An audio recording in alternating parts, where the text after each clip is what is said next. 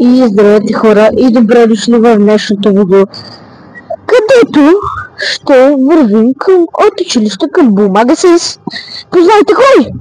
Моята дружка от моя клас, Хакер 132, който сега с Николай се опитваме да се пушим микрофоните и пак ще има нещо объркване, хора. Да. Има объркване! Какво това е? Ще имаш някакви надписи отдолу. Не, не е надписи, тия сутринта, когато с Бранко си отивахме, имахме небето. Това са поручи, защото имаше светлина. Какво си има? Небето, това беше небето.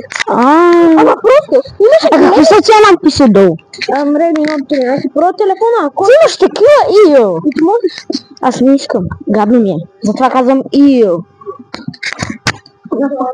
Имам батерия. Ио. Може ли малко от батерията ти? Може ли малко от батерията ти? Външната? Да, имам 15%. Ще прибереш! Аз нямам зарядно вкъщи. Баба, ти нямаш ли? Не, нямам зарядно в баба. О, взимай! Къде е?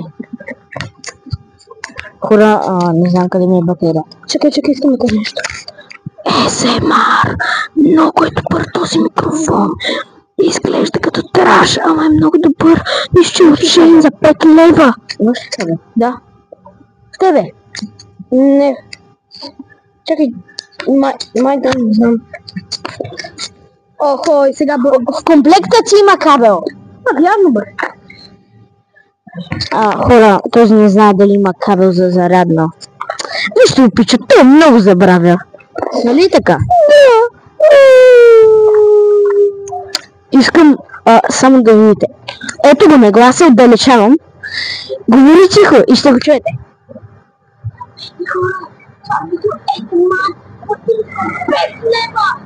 Отколко да моля за микрофон 30 лева. Вярно.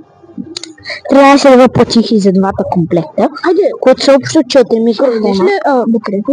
Танко, батерии? Да. Тия микрофони, ако не бачкат...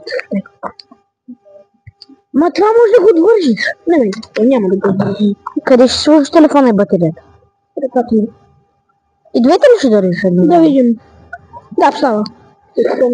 Продължаваме да вървим. Заради ето този тук, дето не знае дали има батерия и се отвори. Отвори се Шазам. Телефона не съм се отвори Шазам. Не, просто пръстите ми бяха на екрана и той.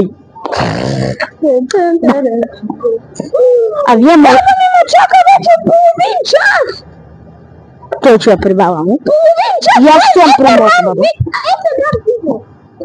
Половин час трябва да се мара да 3 минути, че какво говориш? Половин час е пробваме да микрофоните. И още 3 минути. Хора, идва пешеходна пътека, така че ще спра видеото за малко. До после. Хора, сега ще пресичаме. Хора, вече пресякохме. Официално, също сега има една малка пешеходна пътека. Ако не знаете откъде съм, аз съм учумен. Който е учумен, да ми пише в коментарите, ако искате да се срещнем и мога да ви дам нещо на канал, празнички.